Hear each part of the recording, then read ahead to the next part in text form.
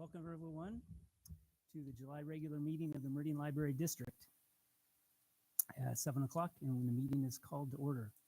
First item on our agenda tonight is public comment. As a note, we solicit and accept and encourage public comments, and those are available to be submitted via the webpage, via emails, and also in person during these meetings. We ask commenters to limit their comments to 3 minutes a piece, and as a note, it is not a question and answer session, but just an opportunity for trustees to listen. And certainly anything that comes up in a comment session could be a subject of a future board meeting agenda, but not necessarily the case. We do have one person signed up for comments tonight, Mr. Brian Carter.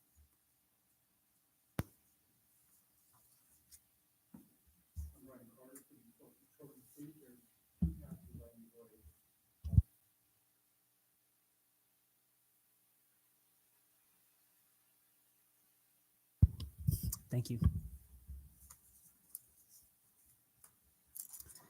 Next up is the consent agenda. The consent agenda consists of routine items that may be unrelated, but are expected to be routine and not require deliberation or any changes. That being said, trustees always have the option to remove an item from the consent agenda and be considered separately. Tonight on the consent agenda, there are approvals for the most recent 2 meetings, 3 policy reviews, the social media policy, the interlibrary loan policy, and the fabrication policy, and also 2 job descriptions, maintenance coordinator and community librarian. Mr. Chair. Yes, Josh. Mr. Chair, I move that we approve the consent agenda as published. Thank you. Second. Thank you, Megan. All in favor? Aye. Oh, excuse me, is there any, do we need to ask for discussion on this one? All in favor? Aye. Aye. Any opposed? Thank you. Motion carries.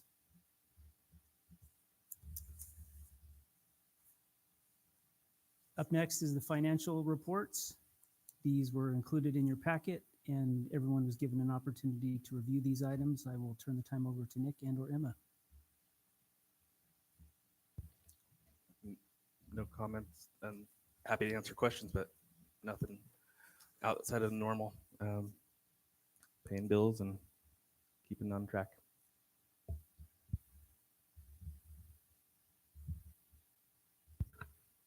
Mr. Chair. Yes, Josh. Mr. Chair, I move that we approve the financials as presented in the packet and subsequent email.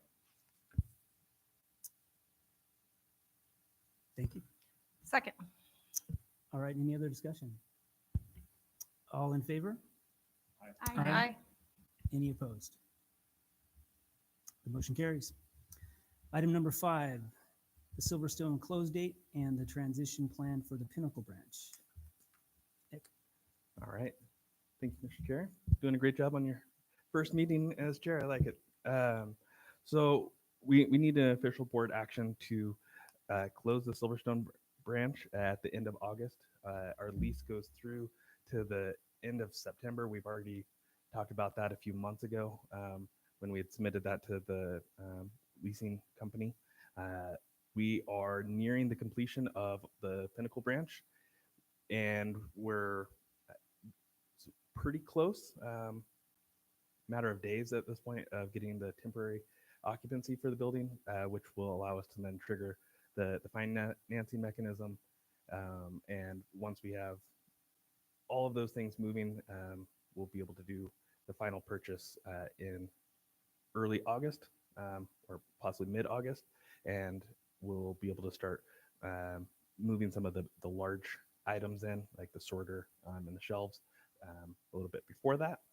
And then we need to move everything over from Silverstone and out of storage to get Pinnacle ready. And so we are targeting the end of September for that ribbon cutting and grand opening.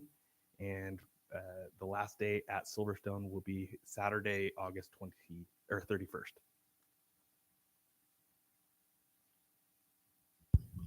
Thank you. Are there any questions? Mr. Chair. I had a question about the infrastructure, the fully depreciated capital costs, like the shelving and the stuff that we were trying to find a new home for to hopefully bless some other smaller library district. Did that work out? Most of that for the shelving that we have at Silverstone will happen during the month of September. Once we have our items off, we'll be able to then take pictures and send it to the Idaho libraries and ask if anybody is in need of that. Okay.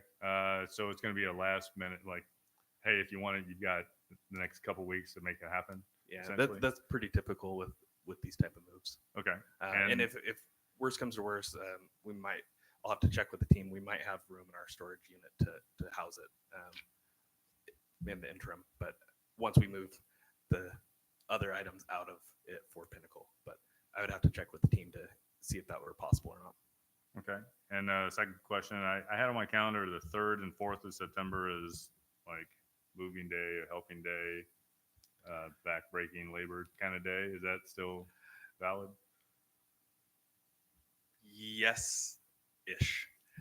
So our timeline has shifted. We were going to be in a mad sprint to get to the September 10th. But because we had a construction delay that gave us a little bit of a hiccup, it gave us an uncertainty with whether or not we would be able to hit some of those timelines. And so rather than stress about getting that immediate 10th is like a 9-day turnaround with a holiday in there, we're shooting for the end of the month rather than the 10th. And so, yes, we probably will have that, but we don't know yet exactly what some of that looks like. But we won't be in as much of a hurry up as we had once anticipated. So I will get back to you next week and let you know more information. Yeah. Nick, I've got a question. You must have a Gantt chart or some sort of schedule for the move and all. Are there any items on there that would cause it to not be able to hit that later September date? How much of a buffer is in that schedule, I guess? Outside of not being able to get occupancy and then therefore not getting financing, like those are, I mean, outside of those major things, no, we're completely solid. We'll be in good shape. I mean, I should say there's always a chance that something, the shelves, fall into the ocean or something. I don't know. There is a possibility, something could go wrong, but we don't have anything on the horizon that would be substantially in the way of us getting to that date. And what do you anticipate the patrons at Silverstone how will they feel about this month closure? I don't know if it's the month closure so much as the branch closure. We've been there for 15 years now. We have some newer units that have moved in nearby, some newer housing in the last few years, in addition to the people that had been going there for the last 15 years. So we have, a strong, loyal base there. And it's more the overall closure than the month closure that, is unwelcome. But it is, as what I've told some of them as they've reached out, this is what the voters of our district wanted when we went out for the plant facility levy in 2019, and we don't have the physical capacity to maintain Silverstone and open a larger branch both. And the new Pinnacle branch will greatly increase the shelf space. It'll provide dedicated program space, dedicated staff space, so they're not working in IT closets, and then it'll have reservable rooms for the public and a lot of other amenities that are going to be built up around it that will help serve the public, namely the Discovery Park that is right across the street. We'll create a very good public gathering location for a number of activities in that general vicinity. So all that to say, we can't keep both open, and we feel that by moving out to Pinnacle. So. No, I guess my comment was mostly around that month where they don't have any library at all, you know? Yes, and we did talk about that internally. We're looking at the feasibility of doing multiple stops with the bookmobile. That would be outside of our planned bookmobile stops right now to be able to help with that, both at Silverstone and at Pinnacle during that September month. But no plans are formalized yet. Okay, thank you. Mr. Chair, Yes, go ahead. if I may, I just append on to Nick's comments. Silverstone, although it's been there 15 years, it was always intended to be a temporary location. It's much smaller than what we would want a branch to be, and the rent is much higher than what we would want to pay. It is not a sustainable location. So it was always our intent to build a permanent location and not have that monthly market rate rent cost, as well as Nick pointed out the ongoing facility. So unfortunately, costs are what they are. Bonding capacity is what it is. It takes time to get things going from a capital perspective. So it did take a long time to get that branch built, but it is what the voters wanted. And I know folks have gotten used to it. It's tough, but it was always intended to be a temporary location. So I would like to add, in the interim, we will be, well, I guess leading up to the closure at the end of August, we'll be advertising what we're doing for patrons that are using Silverstone. But and one of those pieces will be to encourage use of home delivery, and that's another reason that we've continued to invest time and money into the home delivery system, is so that when we do have these downtimes for transitioning from Silverstone to Pinnacle, or in the future when we do have, I'm guessing we will have, because I don't know what the plan is yet until the end of the year or so, when we remodel Cherry Lane as the fourth project of the plant facility levy, there might be public use interruption there, and so being able to have the home delivery system to lean on in those times is going to be very key, and we'll be able to really help maintain some of those library service levels, even if the doors aren't there. Mr. Chair, Josh, go ahead. just one last, this is very, very minor in the scheme of things, but as you're closing down a branch, essentially, I hope one of the check marks is coordinating with ACHD and potentially relocating those public library signs. I think they're branded Silverstone, unfortunately, but there might be some that just say public library. And if those could be relocated to convenient places, either Pinnacle or Orchard, would be probably a good use of signage. We'll take a look at that. There might be some limitations on where we can put them at Pinnacle, namely on Lake Hazel. I don't know. There might be some restrictions there because technically it is considered a highway on some plans. So I don't know without digging into it, but just as a forewarning, I don't know. Any other questions or comments? So the action item for this is to authorize the closure of Silverstone for that interim period with an effective date of August 31st. Correct. Mr. Chair, I would move that the board authorize closure of the Silverstone branch on August 31st, 2024 to allow for transition to Pinnacle. I second. Thank you. Any other comments? All in favor? Aye. Aye. Any opposed? Motion carries. Thank you. Item number 6, back to you, Nick, for the director's update. All right. So I'm going to be leaning on my team a lot for the information they put together.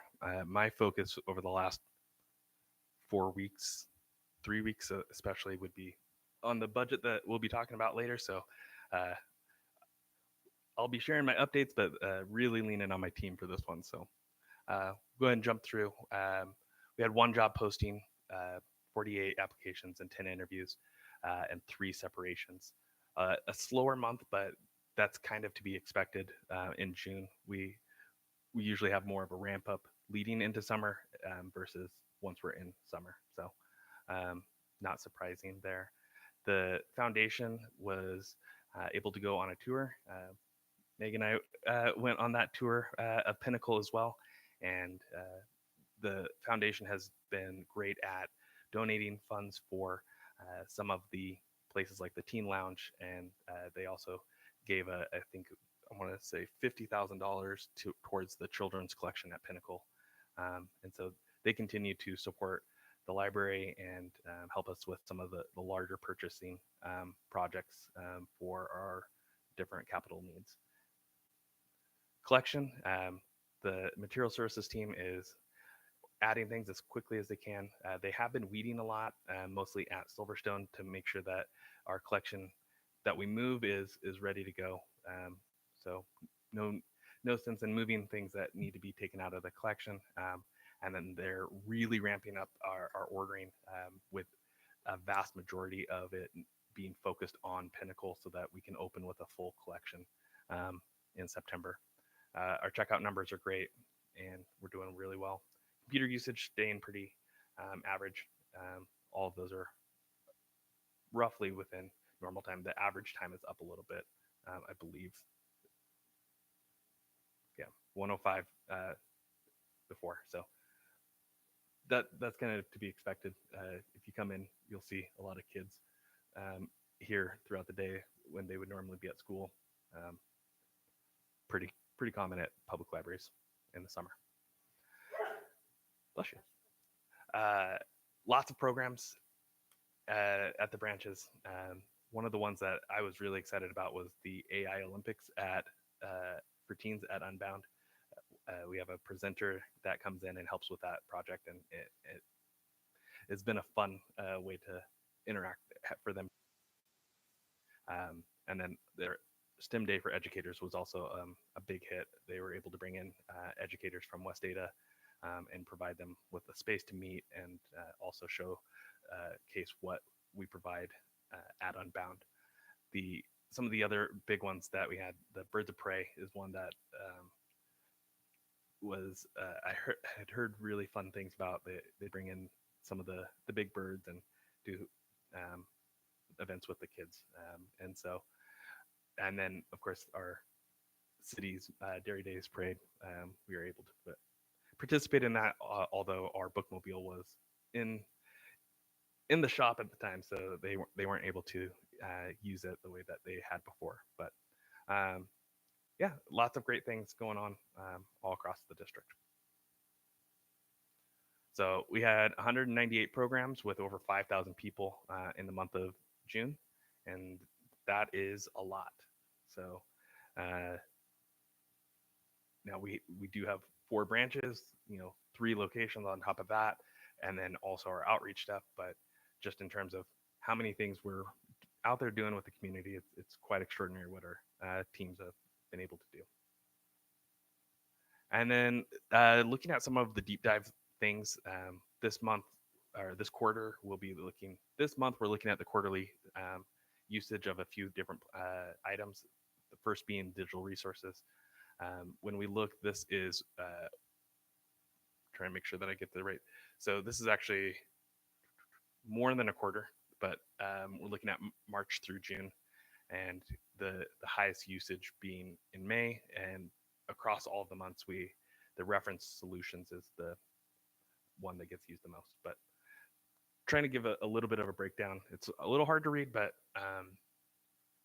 we have quite a few different digital resources that are available to the community, and they're all getting used to a certain extent, some much more than others, but that's to be expected.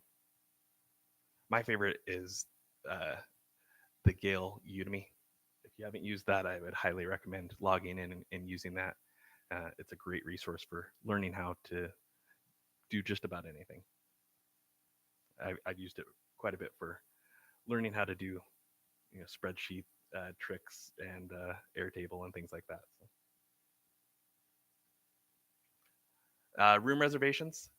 This is one that we try and bring through once a quarter to kind of give an update of how the rooms are being used.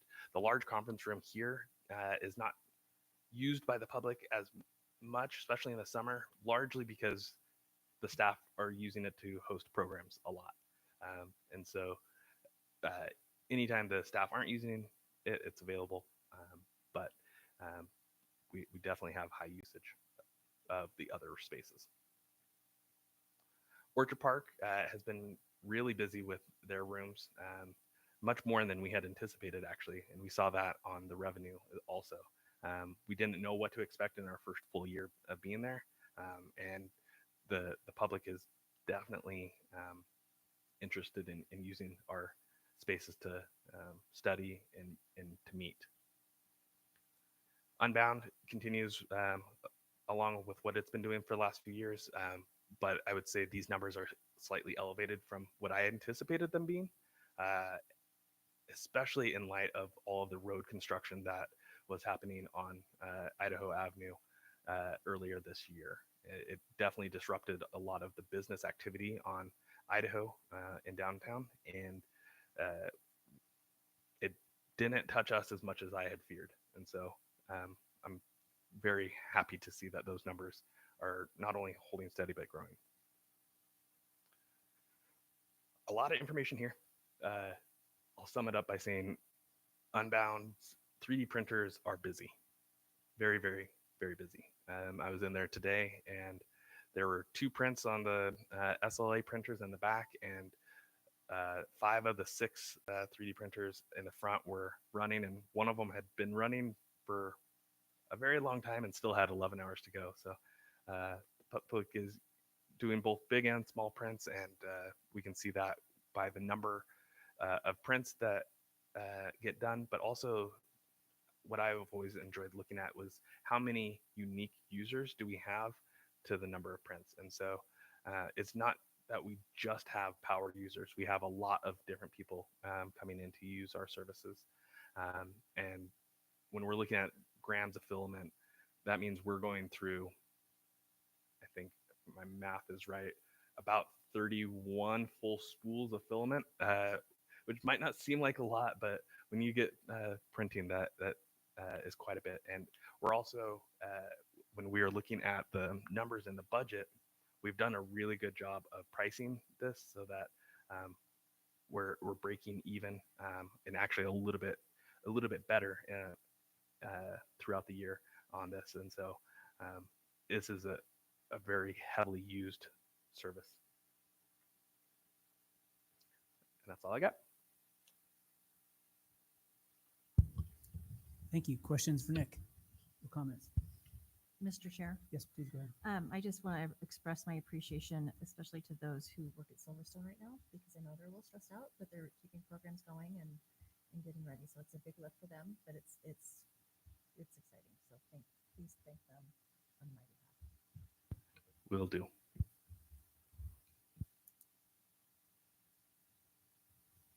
I could be wrong, but it's looking at the programs, I was impressed with the variety, and I can't ever recall a month that had so much variation in from branch to branch, from audience to audience and content to content. And so that's fun to see. And sometimes I stumble in on a branch when I don't realize there's a program going on, and I'm always curious to say, I wonder what this one is tonight, because it's never the same. It's always fun when you go in and you're like, oh, I guess that's why the parking lot is Yes, like right. really What's full going on today. Yeah. It's really great to see all of them. One of the ones that I stopped in at 8 in the morning was at Unbound the other day, and they have a business networking breakfast, and it was very, very busy. I don't know the exact number, but I want to say that they told me it was like 29 people at that event, which for a business event is high marks. I was really impressed. I also talked to someone, I can't even remember where I was at the other day, that Silverstone had a program that had like 100 people at it. What's our occupancy? Yeah. I don't, it might have been overtime. Okay. I didn't ask sometimes I don't ask follow-up questions. But yeah, it's great. The programs committee, which is our internal committee, is composed of all of our branch librarians, and they then have subcommittees that are composed of all of the associate librarians in the branches, and they have really taken to owning the program lineup and making sure that we're working together across the district, which is huge because that allows us to have that variety. It allows us to do so many more things when we're working in concert with one another. And so kudos goes to that group and the hard work that they've put in and continue to put in to really improve that process. We have one with us tonight. Thank you. Thanks, Whitney. Question on the digital report. The May numbers were way higher than the other numbers for the reference solutions. Do you know why? What was something going on? My guess would be end of school, Hmm. but I don't know. Maybe Jason has Jason more looks like he insight. wants to say, yeah. Calder, trustees, the Ref USA is one of our most heavily used databases. It by itself is, for any startup business, is well worth it. If I'm new in the area and I have a business and I say, hey, you know what, I want to see who's moved here in the last year, who makes more than this amount of money, who does this. Ref USA allows you to do all that market research and figure all that stuff out. So incredible program, and I don't look at the data closely enough to tell you, but it is very, very well used month after month. Mr. Chair, I would also say I can't confirm this, but I'm pretty sure we had a business education event that month that either used or heavily referenced that resource. I know that's one thing that they've tried to do in several of those is to push some of the different resources to make people aware that they exist and then also how to use them. So I don't know that for a fact, but I'm thinking back on some of the program meetings, I'm pretty sure that was happening in May. All right. If there's no other questions or comments, we'll move on to item number 7, which is policies. We have 2 action items to consider tonight as we review 2 policies, one being the Code of Conduct policy and also the AI handbook addendum. We will take over discussion first of the Code of Conduct policy. Okay, so this is the policy that you all had asked to bring back before it would normally come back. So we had it reviewed by legal and very, very minor changes were added to it, mostly punctuation. So happy to answer any questions, but just wanted to bring it back to you when we said we would and have it reviewed by legal to make sure that we were in compliance.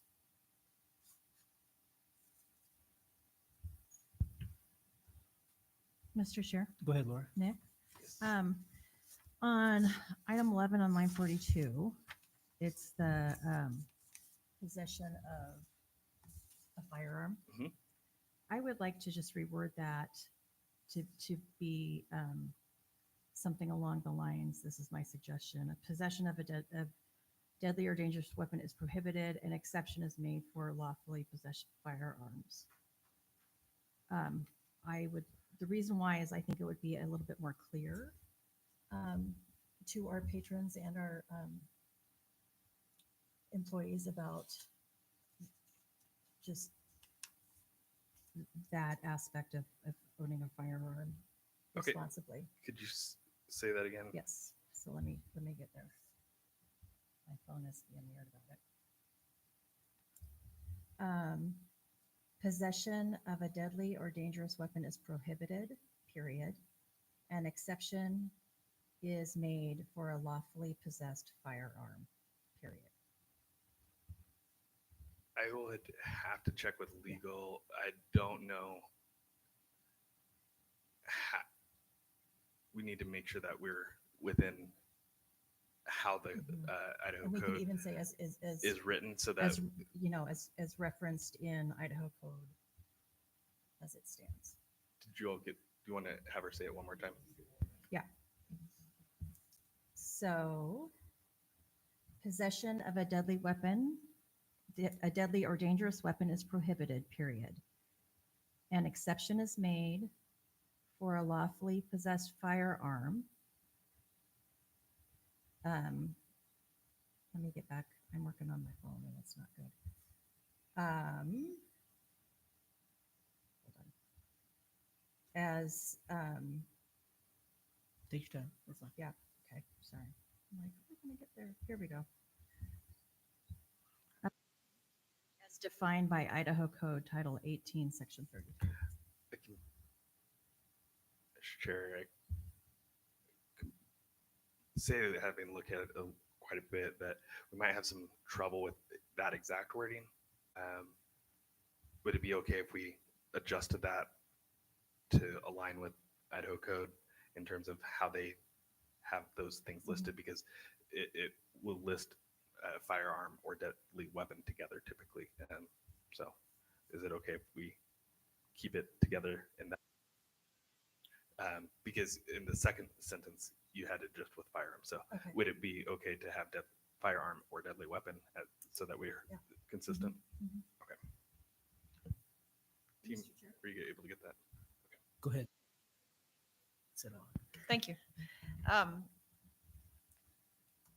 So the reference, it looks like the changes that are proposed in the red line version is the addition of, as the hot 18 section 33, we left the rest of line 11 or item 11, line 52, 1 and 52 the same, and it has had legal review. If I remember correctly, the concern from the citizens that came forward to us was that it was confusing, right? Just kind of stepping back from the legalese aspect of it, that to say possession of a firearm or weapon is prohibited unless it's not, is basically how it reads. And I understand that may be what is required legally, but I'm not sure that that addresses the concern that was brought forward. So was there comment from legal around simplifying, I guess, or? Some of the, from the public comment, from the code, from all this, is some of it comes down to staff training as much as it does the policy, and making sure that our staff properly know what the policy is and what the limitations of our policy and what the limitations provided by Title 18, Section 33 of Idaho Code allow entities to do or not do.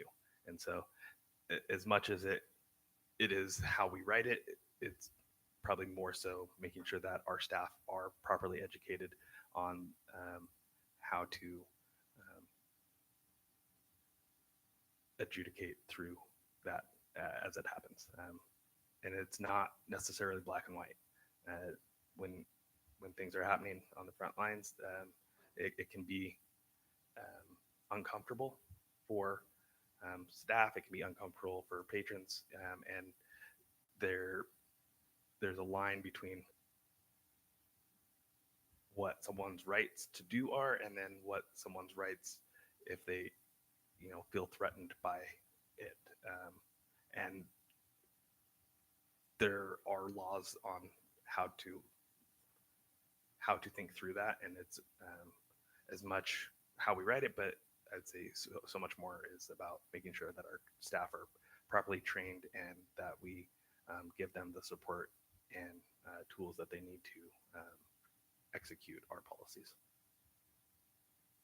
Laura, is your thoughts on the matter that that 11 should be stricken or changed? No, or? just changed. And I got the wording from the Boise Public Library with some changes to match our policy, just to make it just more clear, because I think it would help our staff if a patron's uncomfortable, they see someone carrying, and someone's uncomfortable and they go to a staff member, and that's where you can pull out a policy that is more in the affirmative and say, well, this is and this is because of Idaho code. So it just flips it. And that was based on feedback from our patrons. Right. So, We can write something up. We'll look at the Boise libraries, and then we can take it back to legal and have them review it again. If that is what you all want, if so, I would just ask that you submit a motion to table it until a future date. I don't know if it would be August or September because we have budget season. It might be September at this rate, but if that's what you would like us to do, we're happy to do it. So if we were to strike 11 entirely, what would be the consequences? Is the concern that the staff would have a challenge understanding the conduct? We need to make sure that it's in there for staff and for patrons on either side Right. of it, so that everyone is on it. There's no ambiguity, and I think that's really what Laura's getting at too, is clearing up any ambiguity. So I definitely don't want it stricken. I just want it reworded differently. Go ahead, Nick. Thank you, Mr. Chair. I do appreciate Laura's wording. I think an effort to clarify it is a good one. I would move that we table the item pending legal review of the revision because it's a tricky area of law and I want to make sure we get it right. Okay, we have a motion. Second. Further comments? All in favor of tabling this for now? Aye. Aye. Any opposed? Okay, thank you. So Nick, I guess whenever we can get it, let's not wait too long. Mr. Chair, we'll get working on it, and we'll try and get it back for August. But with this financing and with the budget, I don't know that our admin or our legal counsel will have the necessary bandwidth to give it the time that it deserves. So we'll try, but I don't know. Okay. So let's move on then to the AI handbook addendum action item here. So this is a policy we've been working on for almost a year now, and we worked with our other legal counsel, which is our employment counsel, on this. This is something that a lot of businesses and organizations across the country are implementing, and it's a challenging thing to try and get right because it's a very quickly evolving piece of technology. And so the purpose of this is to give some framework on how we the technology and how it can be used and not used for work purposes, and to go back to the last policy to clean up some of the ambiguity that exists when there is nothing written. And so in the absence of having something clearly laid out, there's not anything to fall back on to say if something is right or wrong, or to give us a point of reference, a framework to work off of. And so this is going in as a handbook addendum, and then when we review the handbook in full in the future years, it will then roll into the handbook itself. But rather than reviewing the entirety of the handbook again, since we just did that, this was going in as an addendum. Thank you. Questions or comments?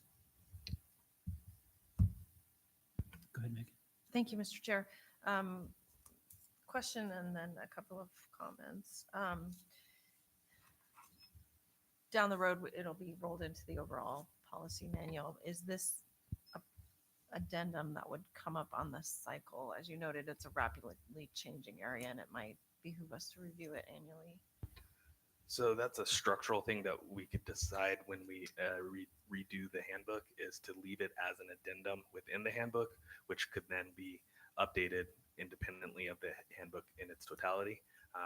But it will not be a standalone policy, because the policies as we have them right now are primarily public facing policies, and our internal facing document is the handbook. And so that is where we have it going now.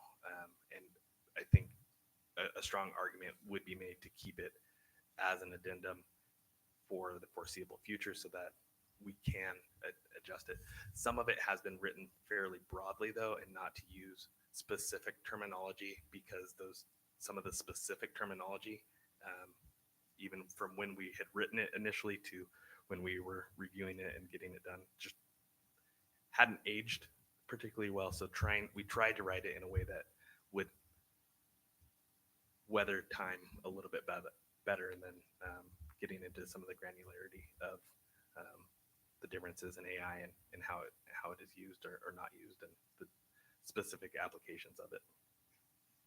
Thank you. I appreciate the broadness of it. I think it's well done, but at least for me, 5 years ago, 6 years ago, I wouldn't have contemplated the need for an AI policy.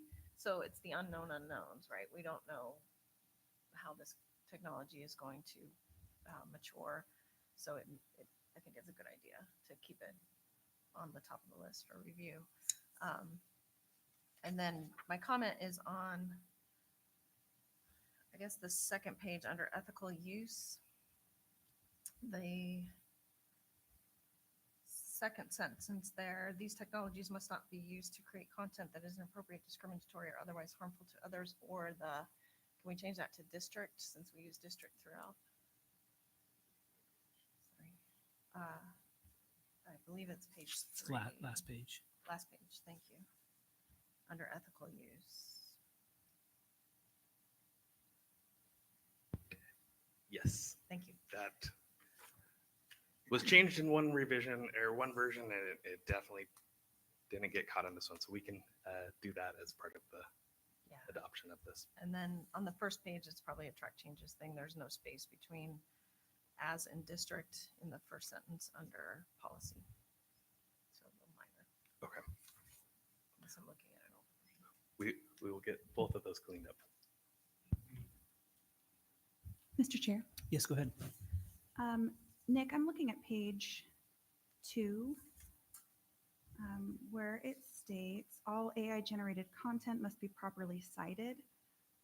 Is it going to be obvious to staff how that content should be cited? So it's been an awful long time No. since I've had to cite anything. Mr. Chair, I'd say and Trustee Hart, I would say no, because it is so rapidly changing. Some of how to cite things can be really complicated, and so I don't know that there's always a quick and easy answer. My suggestion would be to not use it in final products, to use it as idea generation, to use it as starter content, but to absolutely never use it as final content. And personally, most of the AI generated image stuff that most people use,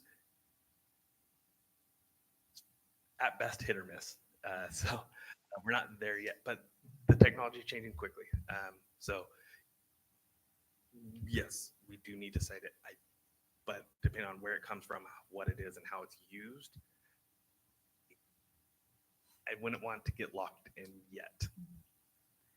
I'm just So- thinking, as it says, all AI generated content must be properly cited. I'm thinking of an example where I would use AI, where I say I need a description of this place that I'm writing a grant for, right? Something that sounds good. And then I go through and obviously correct the errors, because there inevitably will be a whole bunch of them, and correct the grammar, because there's a bunch of those errors as well.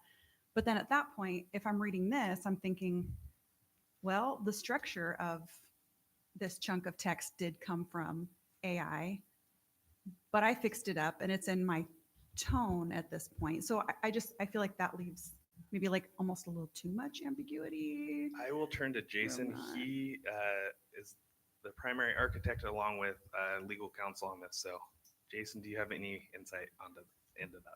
Yeah, trustees, the idea of that wording is we want to make sure that employees are transparent with their supervisors, with leadership, that, hey, I use AI and I use the terminology in the policy the addendum as a template or a springboard to help, push ideas. So in your instance, you would tell Chair Kohler that you would say, hey, I use this to describe this field, and as long as it's transparency in it, that's what we're really shooting for.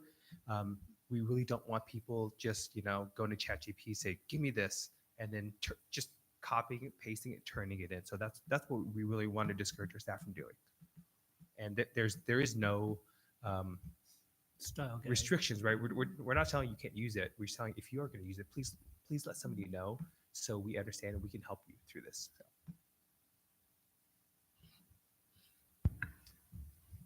Mr. Chair. Go ahead, Josh.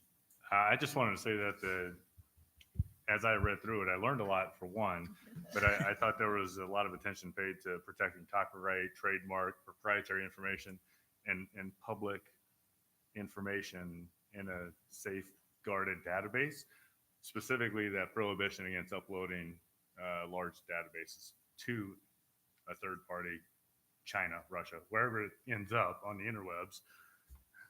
And it's a pretty well-written addendum, I thought, that covered a lot of bases and really emphasized the fact of transparency up and down the organizational chart, particularly in regards to the social media and the marketing librarians' efforts, which is really the application I see this taken off in. And I kind of suspect that AI, the disclosure of, hey, AI was used in the, development of this policy or this information, I think that's going to eventually become a standardized statement, much like emails. A lot of emails have the addendum, hey, don't retransmit, don't share this, it's privileged information or something like that. I think it's going to eventually get to that point because in real estate, I'm seeing it a ton. And there's a lot of limitations on what people can do, but when it comes to looking at pretty pictures of houses, there's a whole lot of artificial staging and AI influence and embellishment that is not disclosed per se, but is quite obvious to see when you see it. And I think that's just the way of the future. So I think the addendum is a pretty good addition and well crafted, maybe with some AI support.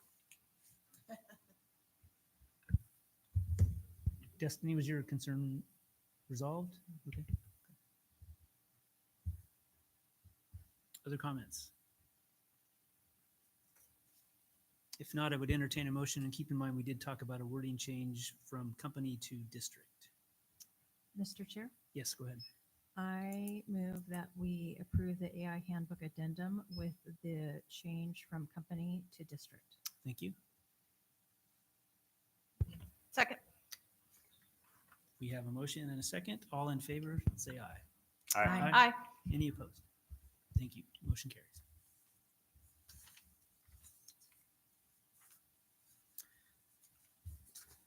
Up next, everyone's favorite, budget presentations for the fiscal year 24 amended budget and also the fiscal year 25 budget draft presentation. So just as a reminder here, so this is essentially step one in our process to approve the budget for next year. Tonight will be a presentation of where things stand now. That will be followed in a few weeks here with our annual budget hearing. And then in that budget hearing, that's where the board will approve the budget for publication. And then, Mr. Chair, yes, did I get it wrong? mostly right, but so discussion tonight and any feedback that you would like to see, Okay. we'll present the final at the next special meeting, which will be August 7th, at which point the action item will be to send it to publication. And then our hearing date is on That's right, August public- 21st at 6:45. As that's one of the ones that we have to establish in like January. And Right. so yes, that is what's happening. But on the 7th, it will be a presentation Approved for of publication. for publication. There won't be public comment on that. That is what That's the the next budget one. hearing Got it. on the 21st is for. Thank you. Yes. All right, so without further ado, we will turn it over to you.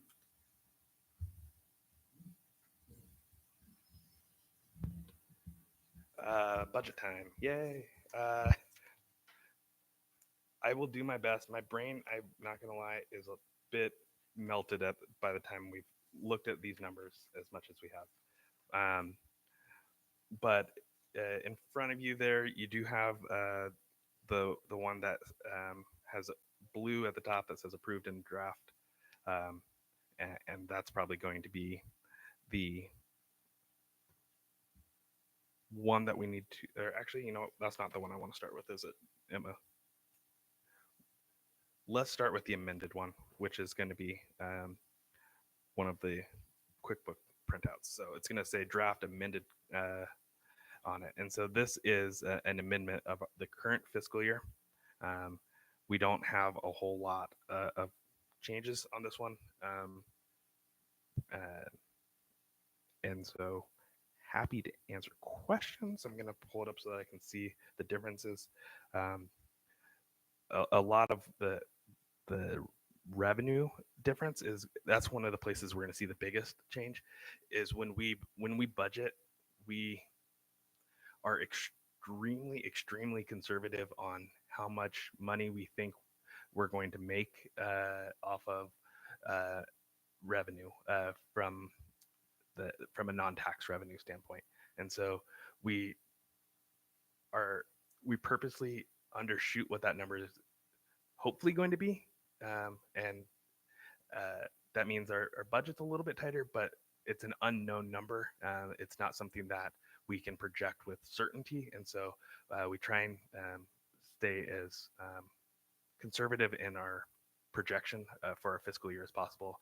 And as we get to this point for an amended budget, it's nice that we can have that number be bigger than what we would have anticipated, because like I said, it's non-tax revenue. And so it allows us to do different things, but that's one of the biggest things, that one of the biggest changes you will see for the amended budget.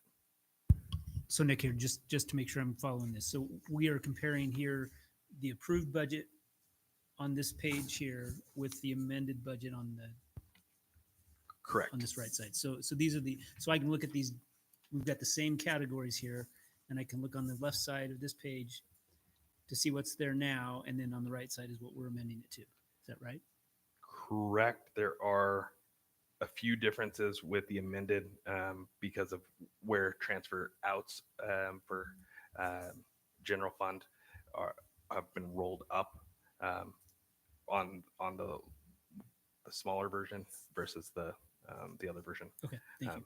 But yeah, to capture that correctly, I'm also going to be leaning on Emma very heavily on this because she's our numbers wizard. Happy to hop in and run through the amended budget. So you have two sheets in front of you. The first one is a printout from the business system. It's pretty obvious that it's a business system printout. That is the amended budget that we're talking about for fiscal year 2024. The second sheet you have in front of you is a spreadsheet printout. That one's talking about the approved FY24 original budget versus the draft FY25 budget.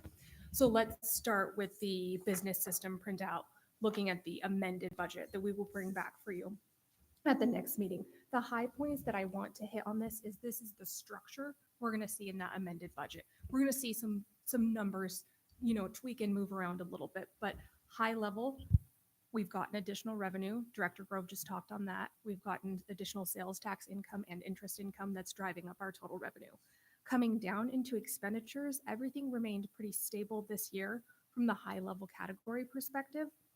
We are able, due to that additional revenue, to do a transfer out to general fund reserve again, which we talked about last year, wanting to be fiscally responsible and have those reserves to operate on a cash basis, and then a transfer out to capital repair and replacement, which will subsequently be used for the Cherry Lane renovation and other projects and replacements down the road. The only other thing that I would mention here is on capital equipment expenses, we moved the Pinnacle expenses down into the capital projects fund. We also moved the cash down to the capital projects fund, so everything flows in and out of that fund seamlessly with the COP financing. We have budgeted to get a vehicle that the foundation is generously supporting and to get some new furniture at Unbound with the end of the year fiscal funds.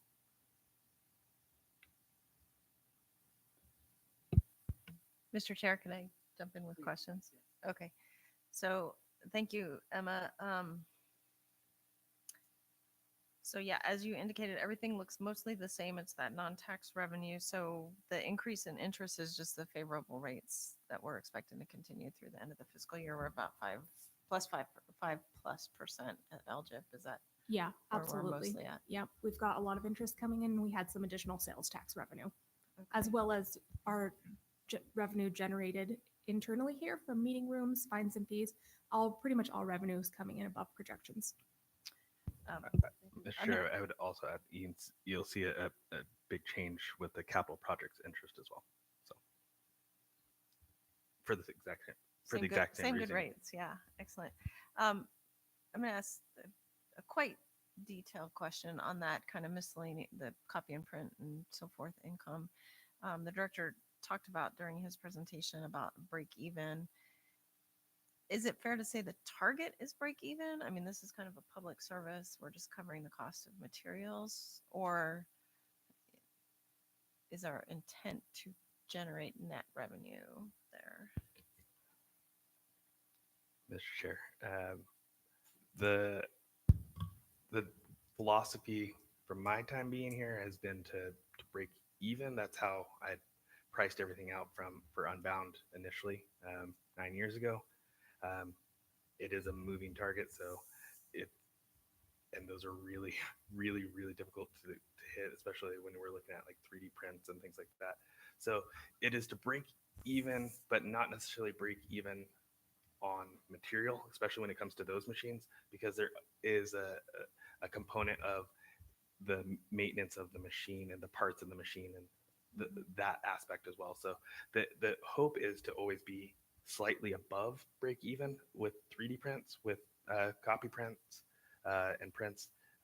Those have been a pretty standard rate for most libraries for about as long as I can remember. Somewhere in that general range for the last 25 years. So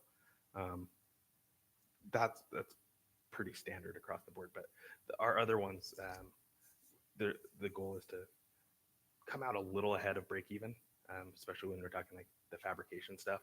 That one's kind of another one where we've tried different things over the years, and I personally feel like we're in a pretty good spot with making the rooms available for free for an hour and then paying after that, and we're still seeing revenue come in from that. And really, that's the analogy I would have would be a parking meter. You want to have turnover, but if there's not turnover, then there's a cost of doing that. So the reason you want turnover is so that more people have the opportunity to use it. But if you do need it, you have the opportunity to use it as well. So trying to get the best of both on that. That makes sense to me. Thank you. I have more. Please keep going. Thank you. And I'm sorry, Emma, I missed what you said on the transfer out to capital projects fund.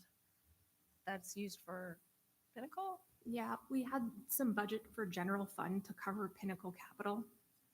With the way the financing is sitting and the COP proceeds being able to cover some FF&E, it's clean to run all of that through the capital projects fund rather than trying to split funds with those COP proceeds. So it's just transferring the general fund planned budget and the general fund planned expenditures down into capital projects fund. Okay. And that would be used for Cherry then, because the COP is covering Pinnacle, or? For Pinnacle. Okay. So in the same year, in FY '24. Yes, Okay. correct. In this year, the COP will cover both the Pinnacle procurement and some Pinnacle FF&E. And I would add that because of where the timing is on some of this, we don't have the specifics because they haven't happened yet. And so there's a certain amount of projection of like exactly when some of, for example, if this won't happen, but if, for example, the sorter didn't show up until the sorting machine didn't get here until October, it would go into next year's fiscal year budget. And so there's a certain amount of projection that we're kind of trying to cover. But the idea, to answer your question directly, is to use the COP finance money to pay for not only the purchase and sale, but a bulk or maybe almost the entirety of the FF&E package that is required to get Pinnacle up and going. So, and at that point, and then that the funds that we have set aside in general would roll into future year to work on Cherry. Thank you. I appreciate that. Other questions? Mr. Chair. Please, Josh, go ahead. In regards to non-tax revenue and the philosophical approach to grossly under budget for it, I totally understand that. I just want to make sure that that's totally within generally accepted accounting practices and it's safe harbor and it's not going to get us in trouble down the road or anything like that, right? Think we grossly under budgeted. I think Not we grossly. conservatively budgeted. Yeah. Okay, sorry. As a percentage of actual versus budgeted, So- is it over 200% delta or under? I don't think so. So this is one that I will point to the fact that we've had clean audits for Yep. decades. And they've never said anything about No. it being okay. Awesome. Uh, That's what I wanted to hear. I would always, so my personal philosophy on this is to always underestimate how much money we're going to have versus how much money we're going to spend. So if we're going to go Absolutely. under on one, I would much rather go under on how much we have to spend, so that even if we did spend up to that full amount, we still would be under Yep. what our revenue is at. So And that's totally awesome and sound fiscal policy. And since you mentioned the sorter, Jason, was the sorter that we bought for Pinnacle, it was around 250 grand, right? It was $180,000. Okay, 180. And I just want to point out that the fact that Brighton was under budget, or CM, and the whole under budget process, we essentially got that for free in my mind, which is a pretty nice score. Totally outside of our control, but we are certainly grateful recipients of that. yes, that process has gone exceedingly well, and I'm very, very, very pleased with how that's going. And any savings that we have across these projects allows us to go into the Cherry Lane renovation with a better reserve fund, because we currently are in the find out stage and of what we need to do, and then we'll get into what it would look like, and then how we can do it over the next 6 to 8 months. And so I will say, going into any construction project, whatever you can have at your disposal makes it a lot easier to make some of those decisions. And Mr. Chair, just one last thing that sorry to reattack back to Cherry Lane. The glycol leak most recently developed that was mentioned in the report. Is there any quantifiable numbers with that yet, or do we just kind of like, it seems like it's going to shake out to be okay without an insurance claim? To what you said, Trustee, it really is just going to shake out. We're getting ready to open some of the hardware so luckily a lot of the hardware that was getting ready to be recycled anyways, so there is no loss there. The big issue is, we have to replace LED strips, we have to allow drywall to cool, then we have to refill the glycol. So I'm estimating somewhere in the neighborhood of $5,000 to $6,000, which we're not going to pursue insurance claims for. One of the things is that the new vibe boards that are meant for Pinnacle, we order them as a set in order to save some $6,000 to $7,000. We bought everything at once. Those were in the room. Luckily, they were still in the cardboard. Luckily, they were still wrapped. So we're getting ready to open those just to make sure they're okay. If for some reason they all got damaged, then yes, we would pursue a claim. And was the glycol, was it environmentally safe stuff like propylene glycol, or was it like an ethyl glycol, like an antifreeze in It's the an car? antifreeze. So it was the bad stuff? Yeah. But it didn't get to a level of follow-on worries about environmental damage or Hazmat. hazmat. Yeah, thank you for that. No, our contractor didn't believe that it was an environmental issue. The only thing that we would probably end up being on the hook for, just like we did with the glycol leak outside, was replacing a couple pairs of shoes. Because once that antifreeze gets on that rubber, it starts eating at it no matter what you do to it. Cool.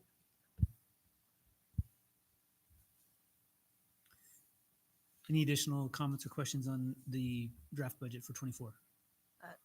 Mr. Chair, Please. just one last one. So Emma, you mentioned that there might be some additional tweaks. For the most part, the major categories in total are the same, or is it those things that you're anticipating some adjustments to? Some very small adjustments in the numbers, but the overall structure of what we're seeing here will remain the same. I just need to go through it with a fine tooth comb again before I can give you a final in good faith. Great, thank you. And so again, that will come up in our next meeting with the latest and greatest numbers, but this is the framework. Not expected to change significantly. Okay. Ready to move on? Ready if you all are. If there's anything that you want us to address, research, look into, we're happy to do that in the time between now and the 7th. But if you all are good, we can move on to the draft budget for fiscal year 25. And this is maybe a minor suggestion, and this is since I'm the non-finance person here, but it might help to have just a little cheat sheet that would say, this line, capital projects fund means this goes to Pinnacle, or, capital repair and replacement is for Cherry Lane, or if there's any additional clarification that would help for transparency, that would be useful. Mr. Chair, we can put together just maybe a one-sheeter to give some terminology. Yeah, okay. Thank you. Okay, on to fiscal year 25 draft budget proposal here. Looking at it on the sheet that you have, they largely go across horizontally from what we were just talking about with the fiscal year 24 budget, this being the approved versus the amended, however. And we do have some big changes, and we have some pretty standard pieces as well. It would say with the non-tax revenue, starting there, since we talked about it quite a bit already, increasing that based on the trends that we've been seeing with those income sources. We have the fund carryover balance. The goal there, as we talked about last year, is to make sure that we have the proper amount of cash on hand to start the fiscal year until we get our first actual tax payment, which is not until late January, early February. And so making sure that we're fiscally responsible with all of this. One of the things that we have done is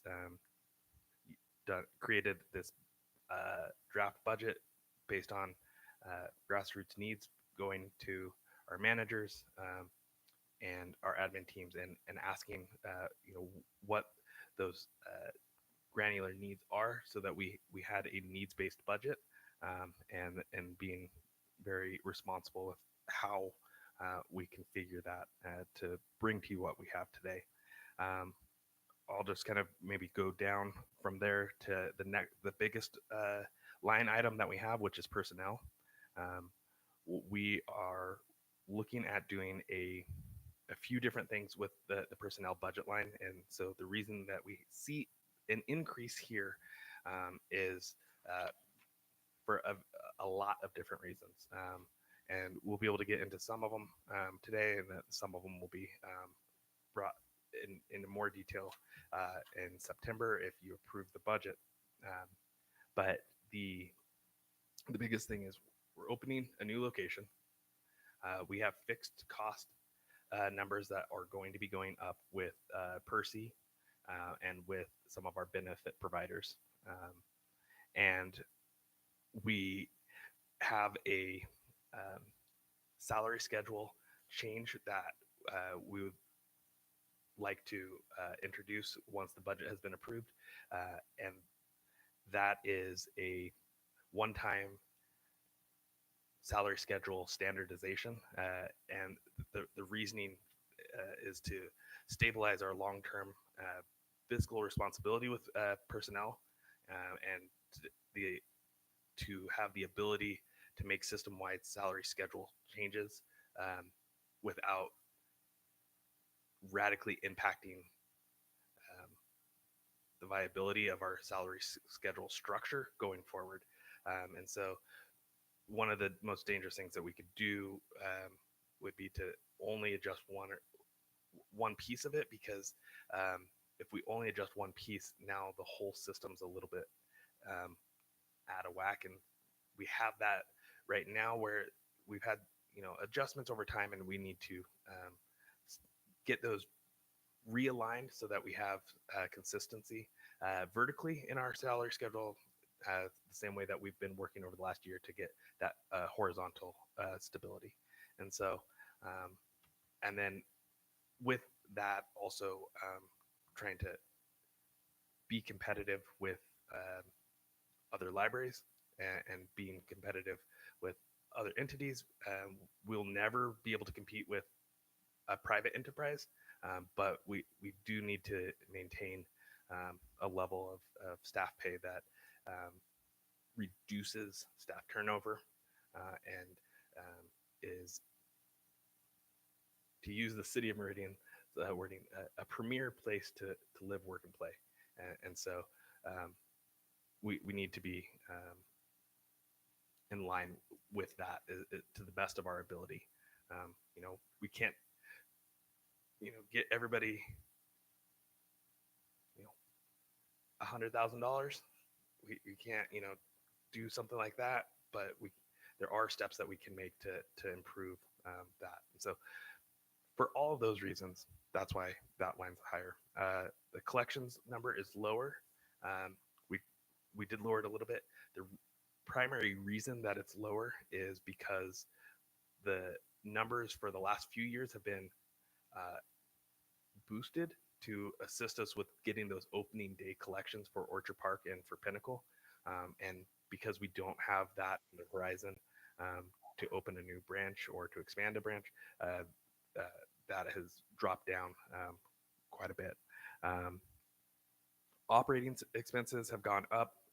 Some of that is due to a few different things, and being projected legal fees, insurance cost rising, consulting fees to be able to do our strategic plan and facility comprehensive plan.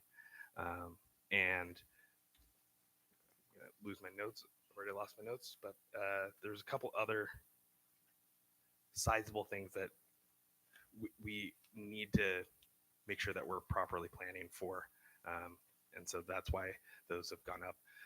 When we take some of those pieces out, the overall operating expenses is actually only a $25,000 difference from what it was this year. And then the other one, the capital expenses, we don't have the sorter that was included for this current fiscal year needed to be purchased in the general fund for fiscal year 25. And so that some of those FF&E things for the capital projects not being there is why we won't see that expenses as high. And then everything else kind of lines up with what we've been talking about for the building expenses, the capital facility, or the plant facility levy revenue, which will be through the COP, or go into the COP financing, and then the Other ones, those big numbers are for so the capital building expenses and the transfer are to do the Cherry Lane renovation. So we have to have a mechanism in which to fund that project for the within the fiscal year. And with that, I think I hit all of the high notes. I'm sure there's a lot that you have questions about, so Emma will answer them, and I will try to help as well. Questions or comments for Nick and or Emma? Mr. Chair, Please go ahead. I have a few. Yes. Okay, so starting at the top, the tax revenue is plus 4.3%. So we're taking the 3%. Is that fair to say? That is correct. Plus And I the will new have- construction. Absolutely. I will have a levy estimate rate for you at the August meeting. Okay, right. Which makes sense with the addition of the branch. We anticipated doing that way back when we did the levy calculations, I guess. Correct. Yeah. The 10-year projection was to do this. So, and that goes for the next 10 or next 5 years. It's that we had done that projection as part of the plant facility planning. So kind of build up that budget to allow us to operate the new branches. Okay. I'm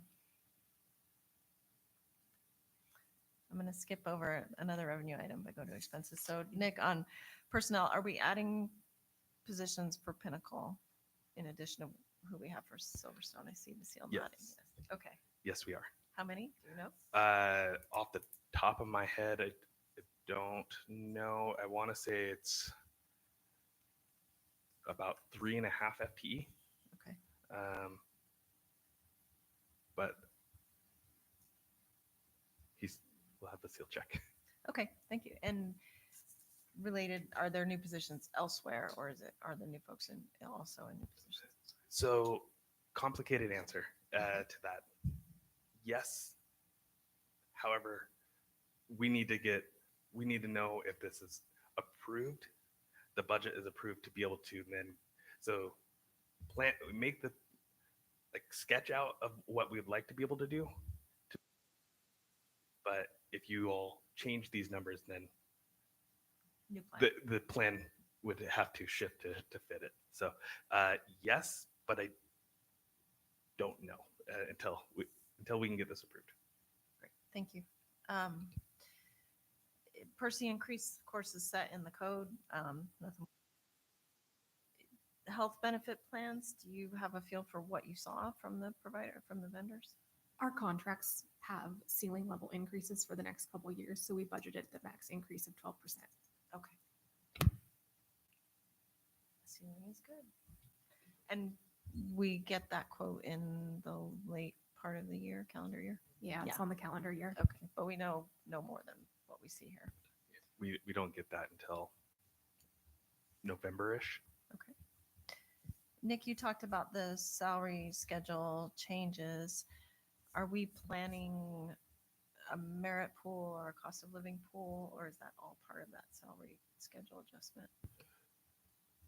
So again, complicated. It depends on what gets approved here to then have what that final plan would be. But in broad strokes, the goal would be to do an overall salary schedule adjustment for all positions. And then we will have to see, depending on what comes, what gets approved. But most likely, there would not be any annual adjustment per person for fiscal year 25, because we would do an entire adjustment to the salary schedule starting at the beginning of the fiscal year for all positions. So, and it would be we're looking at having it be more than what a person would have with an annual adjustment from their review. So I would also like to say a few things when it comes to personnel, if I could. One of the things that we should probably pull up my notes so that I'm not going off the cuff here, but this is one of the things that we've heard from staff a lot as we did our staff listening tours, our staff town halls, and our staff survey is rate of pay. And so we've been listening to that and tried to be cognizant of doing that. When we look at the percentage of personnel to budget for a public library, typically a library in Idaho is going to be about 66 and change of its personnel. Ours has kind of fluctuated over the years. Going back to 2019, we were at 6188. In 2020, we were at 6121. In 21, we were at 6653. 22, we were at 5853, and that was because we had a lot of high level vacancies and a lot of other we had a lot of odd things going on that year. And then for yeah, scrubbed from the memory. And then 23 was 63 in 0.01, and then our current fiscal year we're looking at 62.2%. And then fiscal year 25, the projected would be at 65.94%. So still under the both the national average for public libraries and for the state wide public library percentage of overall budget. So just to give some context to where that is coming from. The last time we did a salary schedule adjustment for the whole thing was in 2021. So it has been 3 years. And as we all know, some of the economics of overall society has changed significantly in that amount of time.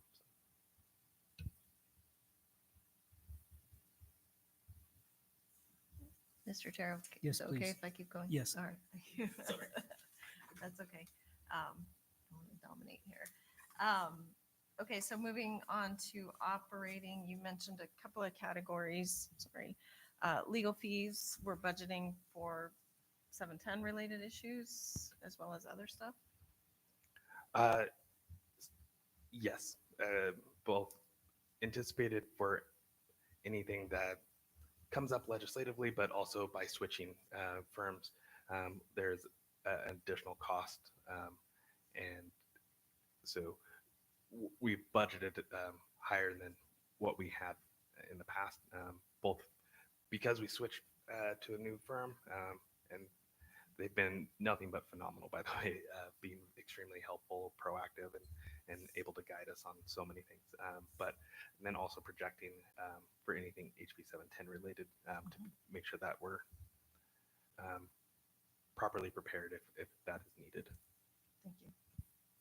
Good to be conservative in that regard, but we'll hope for the best.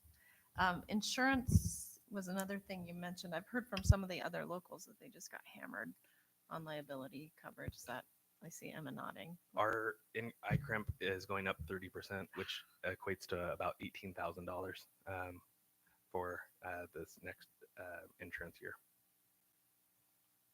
Brutal. Okay. One other one that I did not mention that bears mentioning is in the professional services, a large increase there for expenditure, but is links. And so, and a lot of that being the links administrator. So we have higher expenditure there, but also when we're looking at that non-tax revenue, that is another piece that will be coming into us from links because we are, because as we know, we approved the links administrator position. So we will be paying it. We'll be invoicing links for the entirety of it, and then they will invoice us back our portion of it once they break that out.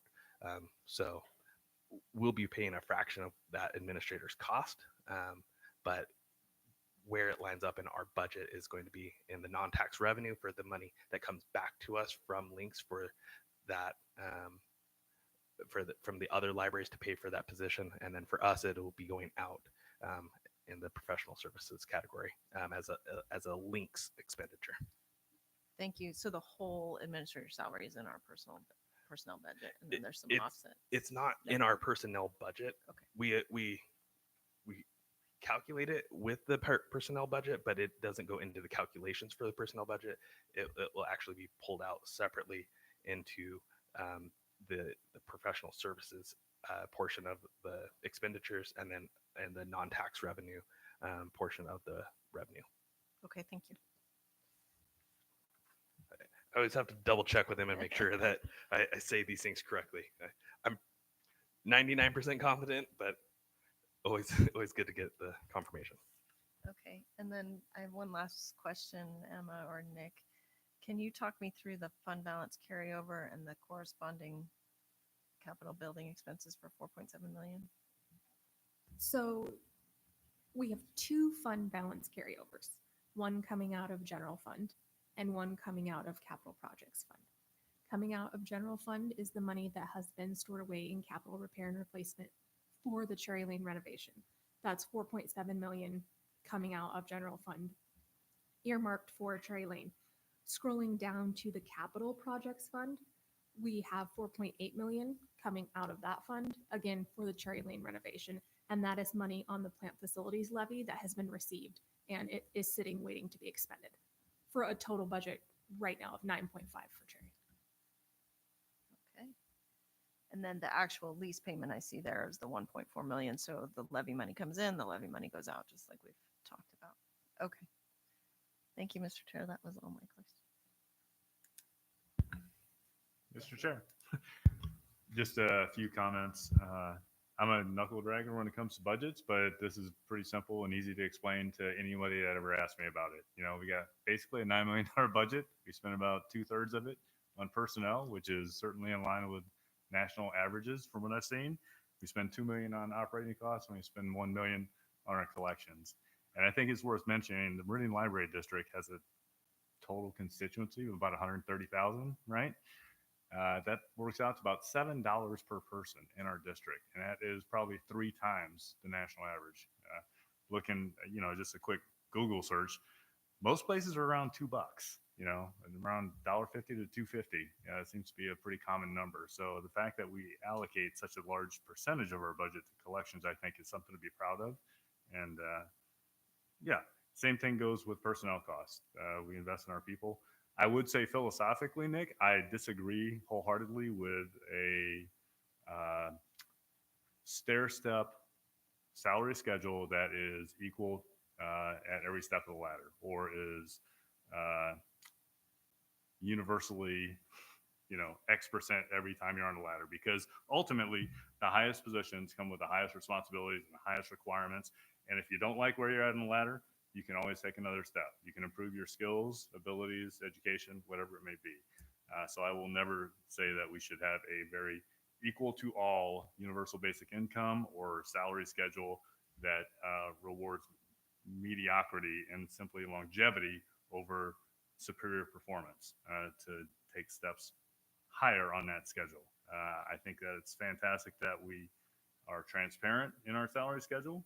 And it's important that anyone considering a career in library sciences or libraries in general to be aware of what they're getting into. And ultimately, the fact that it's a calling, just like teacher or service member or police or fireman, is always going to have significant weight with people. So I think that's a good consideration. That's all my comments. Thank you. Mr. Chair. So to that end, we wholeheartedly have listened and agree with having those differences, not only in what the pay grades are, but having some consistency, but not necessarily equal rollout of what the differences are on those lines based on those responsibilities. So we have built that out. I'll be happy to show that to you as we get closer to being able to do that once the budget's approved and whatnot. We have also really tried to do what we can to get those numbers up for those where we have the bulk of our staff, which is on those level 1 and 2. I think we had, I'm gonna do this off the top of my head, so 61 of the 122 people, so exactly half, or not exactly, but close to half of our staff are on those 2 lines. And so doing what we can to get those lines up as much as we can, with creating a system that is not based on balancing, I guess, equal and equitable, and making sure that we take all of those things into account when we're going to do this. And it's really, I would say, at the end of the day, what's equitable, so that we're cognizant and responsive to those needs.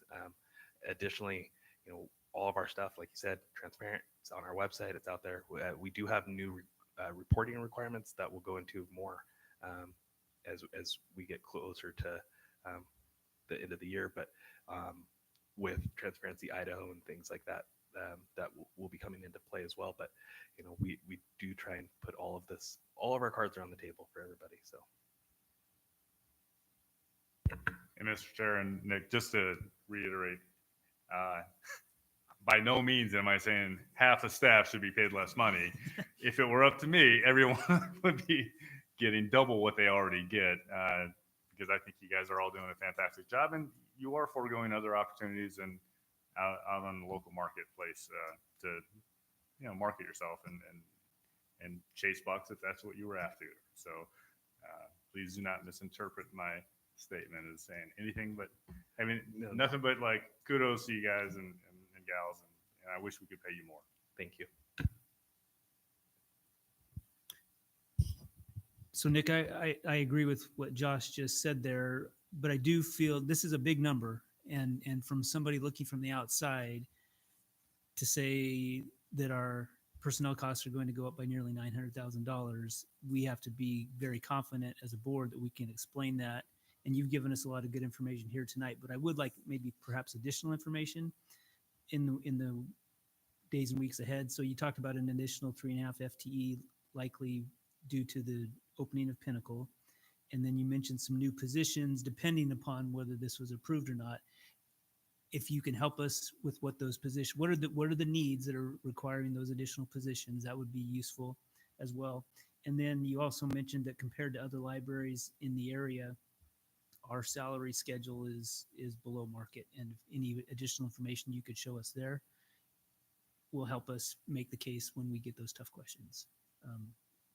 And then the other question I would ask too, which is always useful, and as you're looking at budgets, is where is this, if we didn't have this additional 900,000 or 853,000 for personnel costs, where else could that money be spent? What's our opportunity cost for other areas with that revenue? And not to put you on the spot there, because that's kind of a... So I'll do my best to answer as much of that question as I can. If we did nothing, there's only so much we could do in terms of, like, if you said keep all of it and just put all of it into collections, for example, we wouldn't be able to do that. Don't have the space. We don't have the space, and we don't have the staff capacity on the other side to process and to order that many materials. So the reasoning behind our staff structure that we have, and really what we implemented last year around this time with the realignment, was to be able to grow with the library. So with the budget, we're able to add these positions in a structured sense. So when we hit certain tipping points, we know how to be able to do it. Now, the reason I'm saying we will be adding positions, overall, we're not going to be adding FTEs.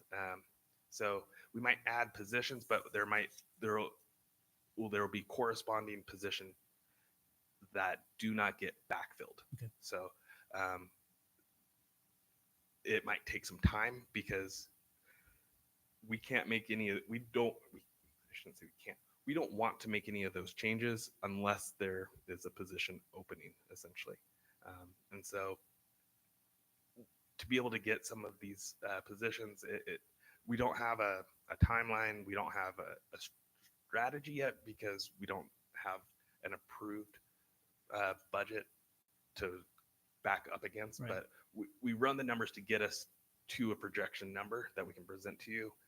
Once we have a final, then we can start getting some of those. But overall, our FTE number, which is full-time equivalent, essentially, if a person works 40 hours, they equal 1 from a full-time equivalent standpoint. We are projecting to have in fiscal year 25 on staff 122 people with a FTE count of, I'm going to do this off the top, so someone might have to double check my math, but I think it's 94.45 FTE is what we're looking at. And so making sure that we have our positions balanced out. And our goal is to look at like our supervisors and making sure that we're properly supporting them, that they are not overburdened, and that we're able to properly staff our all of our service desks in our branches, and then to also make sure that we're able to keep up with our collection team to process incoming materials to make them ready for people to check out. And so those are the primary places that we're looking at. So yes, we will be adding positions, but there will also be attrition of positions as we shift those funds differently. So are you saying there might not be, other than the 3.5 increase at Pinnacle, there might not be a drastic change in FTE beyond that? that is also is roughly included in all of this. So there's not a major FTE change at all. We're trying to keep it as, In general, you wouldn't say we're short-staffed. Is that what you're? no. Okay. When we do our staffing models every spring, and that leads up to this, one of the things that our managers and supervisors are tasked with doing is looking at how many staff they need to do the job. And that is to break down how many people do you need, how many staff hours do you need on desk, how many staff hours do you need to do programs, how many staff hours do you need to do these tasks. Now put all of that together. How many hours is that total? Okay, how does that break down by position? So library assistants, for example, are to be on desk, let me get this, 70 to 84% of the time. 84 is kind of a weird number, but the reason that we have that is because if you do like a 19-hour staff and they're on desk for 16 of those 19 hours within a week, that's 84%. So that's the max. And so that carries over to any library assistant as the max of how many hours we would want them to be on desk, regardless of if they're 19, 29, or 40. So if they're a 40-hour staff and they're on desk for, I'm going to see if I can do math quickly here, 32 to 33 hours in a 40-hour work week, then that means they're off desk for 7 to 8 hours. And that's the high end of what we would want them on desk. But we can confidently say we have 32 hours of desk time with this position. We have 16 hours of desk time with this position. And this is how this breaks down. We do the same with every position. Every position has an amount of time that they would be on desk. And so we can calculate out how many people we need, and then we can start breaking down, or how many hours we need, and then we start breaking those down by position and by hour. And so by changing some of those positions around a little bit, we can still get to where we need to and right balance the district overall. So we'll see some changes across the branches, and some of that is just getting used to our new configuration and getting used to, Orchard Park's only been open a year and 2 months, year and 3 months, something like that. So we're still learning how the public is using that and how to properly staff that facility. And one other thing that would help in our understanding too would be a breakdown of for this increase on the personnel line item, how much of that was the fixed costs versus salaries? That would be helpful too. Okay. We can do that. Okay. I would say one other piece that I didn't get to in my rambling of answering your question, which is, and I don't have a tangible number for this, and I will see if I can come up with, if we can pull one together for you, but there is a significant cost associated with turnover. Right. And by not doing this, we will continue to see higher turnover, especially in those level 1 and level 2 positions, which, like I said, they're about half of our staff overall. And so when we have high turnover, we have an increased cost because of that turnover. There's a lot that goes into it from a recruiting standpoint, background checks. We have, Experience, everything. Yeah. all of the things, and it puts a greater strain on staff across the board also when they're having to cover the hours of someone who has not been replaced. On average, if we have an external candidate opening, it takes, I think, was it 9 to 10 weeks at least to get someone from the time we post it to the time we hire, till the time we onboard them, at least 9 weeks. And so that's a long time for staff to have to pick up the slack on that. So anything we can do to not only reduce the cost, but reduce the strain on current and future staff would be helpful.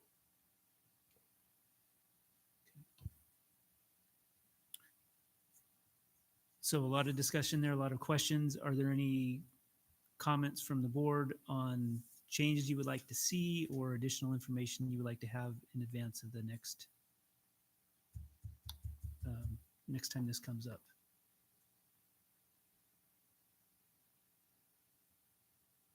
Okay. If you all have any questions that you would like us to prepare for the board, please email me, and I'd be happy to gather up the information and have it at our next meeting to have prepared for you. So let me know how I can help.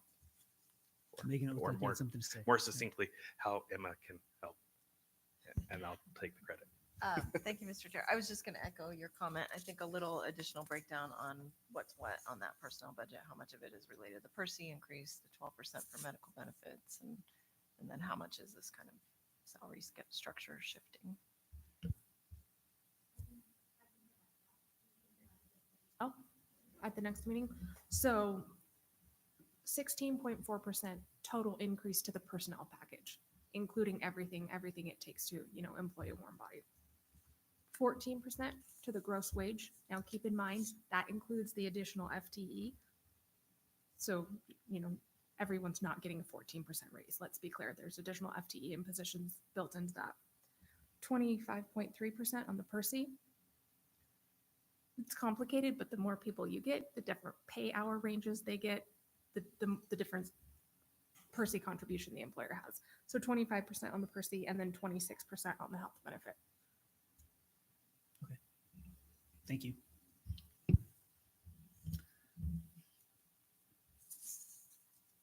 All right, moving along in the agenda, our next item is item number 9, an executive session. According to the Idaho Code 74206(1)B, which is to consider the evaluation, dismissal, or disciplining of, or to hear complaints or charges brought against a public officer, employee, staff member, or individual agent or public school student. As it is an executive session, we will roll call into executive session by name. So first of all, Trustee Hart, Yes. Trustee Knutson, Yes. Trustee Cummings, Yes. Trustee Larson, Yes. and I also vote yes, Jeff Kohler. We are now in executive session.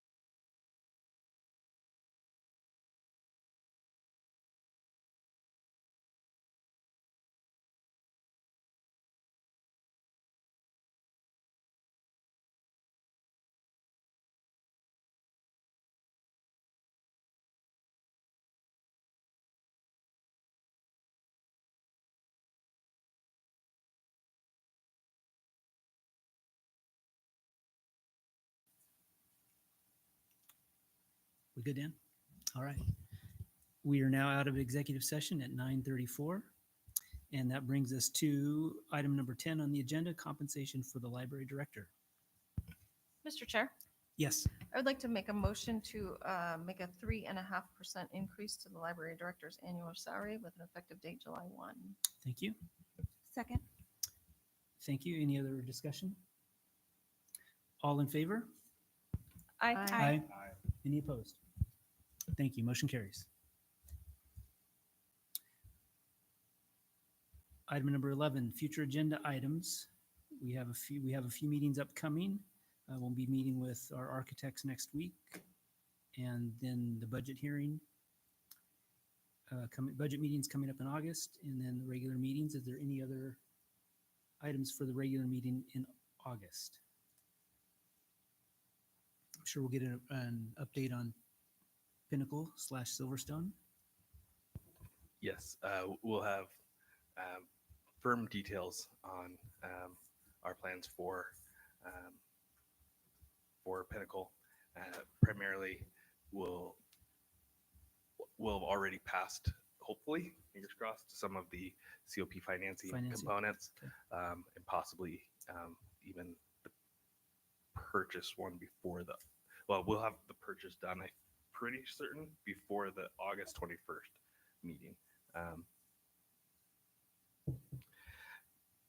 Knock on wood. So, but finalized timelines also for getting things set up and all that. So, Other items? All right, if you have any, please send them my way. And if there's nothing else, that brings us to the adjournment of the meeting at 9:35. Thanks, everyone.